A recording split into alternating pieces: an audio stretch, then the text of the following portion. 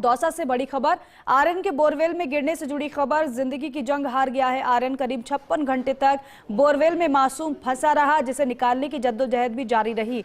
150 feet की गहराई पर बोरवेल में आर्यन फंसा हुआ था और इसीलिए ही परेशानियों का सामना टीमों को भी करना पड़ा, क्योंकि गहराई बहुत ज्यादा थी।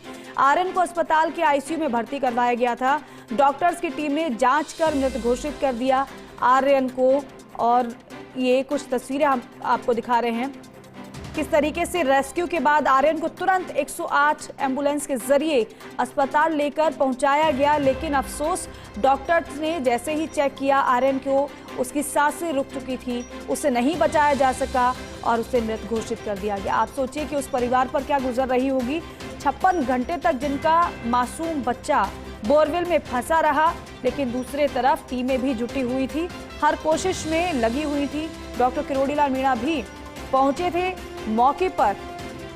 उन्होंने भी परिजनों को आश्वस्त किया था कि चिंता करने की बात कोई नहीं है, प्रशासन आपके साथ है, सरकार आपके साथ है, हर संभव आपकी मदद की जाएगी और जितना भी ये रेस्क्यू चल रहा है उसमें सरकार आपकी सहायता करेगी। लेकिन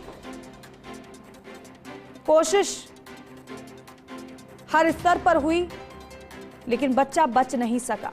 समय बहुत ज्यादा हो गया था और जैसे जैसे समय बीत रहा था वैसे वैसे ही परेशानियां, टेंशन और भी ज्यादा बढ़ रही थी, टीम की भी और बच्चे के परिवार की भी। लाल घेरे में आप देख पा रहे हैं कि कैसे तुरंत रेस्क्यू के बाद बच्चे को लेकर जाया गया अस्पताल 108 एम्बुलेंस के जरिए, लेकिन नहीं बच पाया बालक। लक्ष्मीकांत हमारे सहयोगी हमारे साथ जुड़ रहे हैं। लक्ष्मीकांत, पूरी कोशिश टीमों ने की जरूर, लेकिन बच्चे को नहीं बचाया जा सका। क्या और अपडेट रहा लास्ट मोमेंट का इस खबर का? काफी प्रयास के बाद में जो रेस्क्यू टीम ने आर्यन को बाहर निकाला था, लेकिन ये सबसे बड़ी उनके लिए एक निराशा भी थी। और सभी लोग जो इस पूरे रेस्क्यू से लगातार जुड़े रहे, हम लोग आर्यन देखना के चलता फिर माँ की देखना चाहते, लेकिन दुर्भाग्य बात रही कि उसे बचाया जा सका। ने उसे निकाला, एम्बुलेंस जिला अस्पताल को पहुंचाया गया। डॉक्टर काफी चेकअप के 2 बार ईसीजी करने के बाद जब कोई रेस्ट नहीं मिली तो उन्होंने बहुत ही निराशा के साथ उसको मदद किया। और अहम ये है कि जब डॉक्टर से बात की तो आप कोई बहुत इंजरीज नहीं थी, जो है वो काफी। ठीक है लक्ष्मीकांत, धन्यवाद इस जानकारी के लिए, बातचीत के लिए, क्योंकि किस तरीके से रेस्क्यू हुआ इसकी जानकारी हमारे सहयोगी आप तक पहुंचा रहे थे। लास्ट समय में किस तरीके से वहां पर तस्वीरें रही, कैसे बच्चे को पहुंचाया गया, कैसे डॉक्टर्स की तरफ से भी कोशिश की गई बच्चे को बचाने की, लेकिन नहीं बचाया जा सका।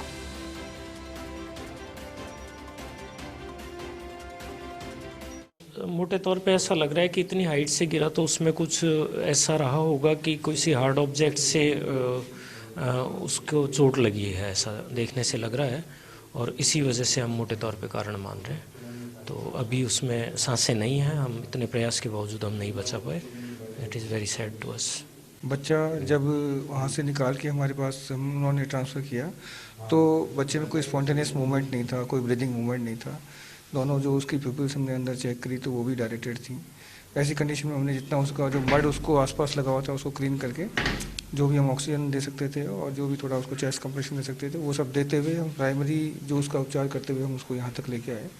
बट हमें कोई भी उसको साइंस ऑफ जो लाइफ कहते हैं वैसा कुछ हमें महसूस नहीं हुआ।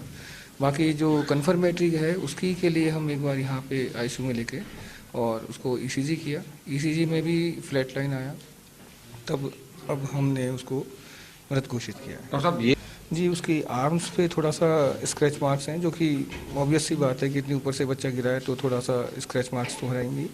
और एब्डोमेन भी थोड़ा उसका टेंस और फूला हुआ है, तो मे भी हो सकता है कि जो इतनी हाइट से गिरने पर कुछ ऐसी ऑब्जेक्ट से वो टकराया हो तो अंदर अंदरूनी इसको कहते हैं रक्तस्राव कोई हुआ हो इस तरह का। तो ये सब अभी एक हमारी थ्योरी है, लेकिन अभी तो वो जो फाइनल रिपोर्ट है वो पोस्टमार्टम के बाद ही क्लियर होगा।